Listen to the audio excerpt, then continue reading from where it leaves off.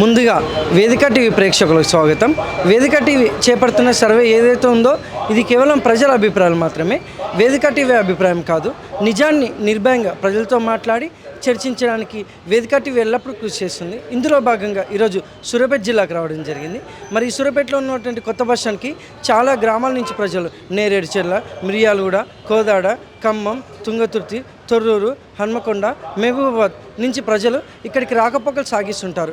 మరి ఇక్కడికి వచ్చిన ప్రజలతో మాట్లాడి కాంగ్రెస్ హయాంలో రేవంత్ రెడ్డి గారి పాలన విధి విధానాలు ఏ విధంగా జరుగుతున్నాయి, మరి అలాగే రేవంత్ రెడ్డి గారు ప్రవేశపెట్టిన ఈ 6 గ్యారెంటీలు ప్రజలకి లబ్ధిదారులకు ఏ విధంగా లబ్ధి చేకూరుతున్నాయి, మరి అలాగే గతంలో కేసీఆర్ గారి పాలన విధి విధానాలు ఏ విధంగా జరిగాయని ఇక్కడికి వచ్చిన ప్రజలతో మాట్లాడి వాళ్ళ యొక్క అభిప్రాయం తెలుసుకునే ప్రయత్నం చేద్దాం. నమస్తే సార్. మీ పేరు సార్? పర్వతాలు. ఏం చేస్తుంటారు సార్? నేను ప్రైవేట్ ఎంప్లాయీ. గ్రామం, మండలం? విలేజ్ కాకరవాడ. సీఎం రేవంత్ రెడ్డి గారి పాలనపై మీ అభిప్రాయం ఏంటి సార్? సీఎం రేవంత్ రెడ్డి పరిపాలన అంటే కొంచెం బెటరే. ఈ ఉద్యోగ విషయంలో కానీ ఈ మహిళల విషయంలో కానీ బెటరే చెప్పొచ్చు. ఇంకోటి ఏంటంటే మహిళలకి ఇట్లా ఫ్రీ బస్ పెట్టడం వల్ల ఈ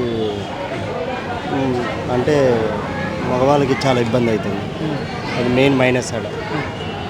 దానివల్ల చాలా ప్రాబ్లం అవుతుంది.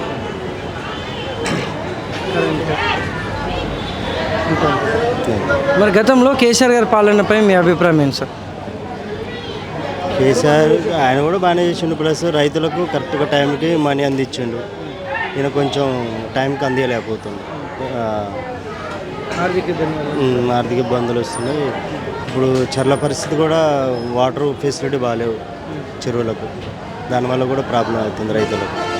కేసీఆర్ పరిపాలనలో ఎనీ టైం వాటర్ ఉంది. ఇప్పుడు అంత సాటిస్ఫాక్షన్ లేదు. ఇప్పుడు రైతులకు కొంచెం ఇబ్బంది ఉంది. Thank you sir. నమస్తే అమ్మ. నమస్తే. మీ పేరమ్మా? సంతోషం. ఏం చేస్తుంటారు? ఏం చేయను, ఇంట్లోనే ఉంటా. గ్రామం, మండలం? సూర్యాపేట. సీఎం రేవంత్ రెడ్డి గారి పాలనపై మీ అభిప్రాయం ఏంటమ్మా? మంచిగానే ఉంది కానీ ముసలోళ్ళకి డబ్బులు ఇవ్వట్లేగా, కొత్త వాళ్ళకు. అంత మంచిగానే ఉంది, మంచిగా చేస్తుండు. అంటే ఈ 6 గ్యారెంటీలు ఏవైతున్నాయో గ్రామాలలో ఏ విధంగా అభివృద్ధి జరుగుతుందంటే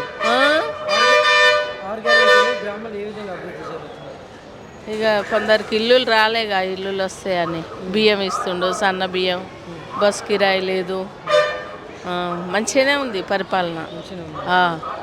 మరి గతంలో కేసీఆర్ గారి పాలనపై మీ అభిప్రాయం ఏంటమ్మా? అసహ్యంగా ఉంది. ఇంకా ఎందుకంటే డబ్బు దోసుకోవడం, అన్నీ అమ్ముకోవడం, డబ్బు దోసుకోవడం అంతా ఇక బాగాలేదు. ఆయన స్వార్థం. ఉన్నాయి కానీ ఇక ఫోటోలు దిగటానికే ఇచ్చిర్రు అంతే. ఏం లేదు. థ్యాంక్స్ అమ్మా. అమ్మా నమస్తే. మీ పేరమ్మా? అల్వేలు. ఏం చేస్తుంటాము? నేను ప్రైవేట్ టీచర్. గ్రామం, మండలం? మాది చిట్యాల మండలం, గుండ్రాంపల్లి. సీఎం రేవంత్ రెడ్డి గారి పాలనపై మీ అభిప్రాయం ఏంటమ్మా? అంటే బాగానే ఉంది, కాకపోతే ఉద్యోగస్తులకు బాగానే చేసిండు. కొంచెం రైతులు అంటే ఏమంటారు, అవి రైతులను కొంచెం పట్టించుకోలేదు. ఉద్యోగస్తులకు బాగానే చేసిండు. అంటే ఇంకా వాళ్ళకి అంటే రైతు బంధు అని ఇదని అదని ఉంటుంది. రైతు బంధు ఉంటుంది కదా, అదే లేదు. రైతులు చాలా ఇబ్బందులు పడుతురు. కొంచెం కేసీఆర్ పాలన బాగుండేది, కాకపోతే కొంచెం ఉద్యోగస్తులని నెగ్లెక్ట్ చేయడం వల్ల కేసీఆర్ అయిందంతే. థ్యాంక్స్ అమ్మా. నమస్తే అమ్మా. నమస్తే. మీ పేరమ్మా? రేణుక. ఏం చేస్తుంటారమ్మా? మేము రైతు పని చేస్తాము. గ్రామం, మండలం? వ్యవసాయం చేస్తాం. మాది మండలం కేసంద్రం అండి. సీఎం రేవంత్ రెడ్డి గారి పాలనలో వ్యవసాయదారులకు ఎలా ఉందంటారు, దానిపైన మీ అభిప్రాయం ఏంటమ్మా? వ్యవసాయదారులకి ఆయన ఏం చేయట్లేడు కదా. రైతు బంధు అన్నాడు, రైతు బంధు కావట్లేదు. మాప అన్నాడు, ఏం కాలేదు. ఇండ్లు అన్నాడు, ఏం కాలేదు, రాలేదు. మళ్ళీ గ్యాస్ అన్నాడు, అదేం జరగట్లేదు.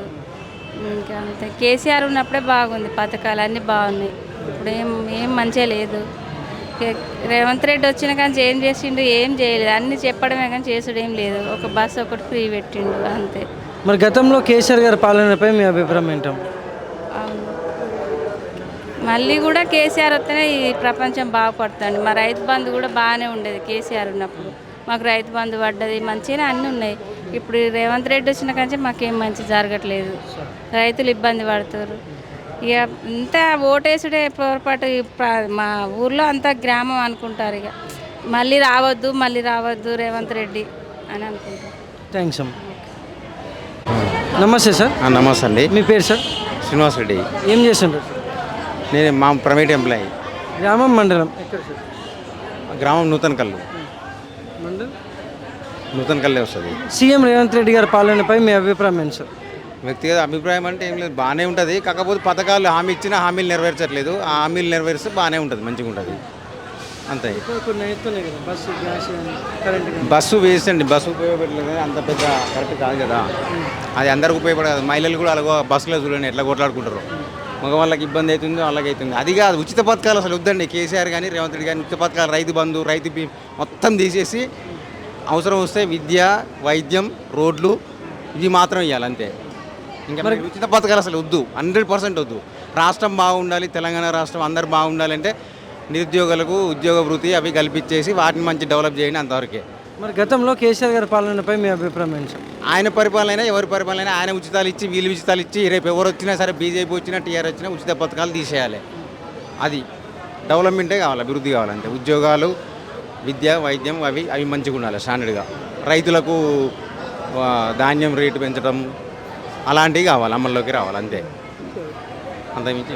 Thank you sir. నమస్తే సార్. మీ పేరు సార్? నా పేరు జానకిరామ్ అండి. ఏం చేస్తుంటారు సార్? సుతార్ పని చేస్తాను. గ్రామం మండలం? ఆ? గ్రామం మండలం ఎక్కడ సార్? గ్రామం ఇమాంపేట, మండలం సూర్యాపేట, జిల్లా సూర్యాపేట. సీఎం రేవంత్ రెడ్డి గారి పాలనపై మీ అభిప్రాయం ఏంటి సార్? మంచిగానే ఉంది. నలుగురు అంటూనే ఉంటారు, కామన్ అలాంటివి. ఏ విధంగా? ఇప్పుడు మంచి అయినా షేడ్ అయినా ఇప్పుడు వాళ్ళకు నచ్చింది వాళ్ళు చెప్తూనే ఉంటారు. అన్నదానిలో తీసేసుకుంటూ పోతే ఎవరిని కాదనాలి, ఏం చేస్తాం? ఎవరిని తీసేయలేముగా. అన్నీ చూసుకుంటూ సర్దుకుంటూ పోతూనే ఉండాలి అంతే. ఇంత మంచిగా అంటే ఈ 6 గ్యారెంటీలు ఏవైతే ఉన్నాయో గ్రామాలలో ఏ విధంగా అభివృద్ధి జరుగుతుందంట? ఒక్కసారి సర్దుబాటు కావాలంటే కావుగా. ఇప్పుడు ఈ లో బడ్జెట్ వల్ల బుద్ధిమంతుడు చేసిన అప్పుల వల్ల ఈ వాటిని సర్దుకోవాలంటే కొద్దిగా టైం పడుతుంది. మరి గతంలో కేసీఆర్ గారి పాలనపై మీ అభిప్రాయం ఏంటి సార్? ఆయన చేసింది ఏముంది, దళితులకు 2 ఎకరాల భూమి ఇస్తున్నాడు, ఇల్లు అన్నాడు. అది ఏటైపోయినాయి. భూములు గుంజుకోవటం, చేయటం, ఆక్రమంగా ఇవన్నీ చేయటం చాలా ఘోరమైన పరిస్థితి. మరి ఇప్పుడు మీ గ్రామంలో చూసుకుంటే ఈ రైతు బంధు, రుణమాఫీ ఎలా వస్తున్నాయంటారు సార్? రైతు బంధు పక్క మాఫీ అయింది. అప్పటికైనా రైతు బంధు వచ్చిందిలే కానీ ఇప్పటికైనా వచ్చింది. అంటే అప్పుడు మాఫీ చేయలే ఆయన, ఇప్పుడైనా మాఫీ చేసాడు. పర్వాలేదు. Thank you sir. Okay thank you.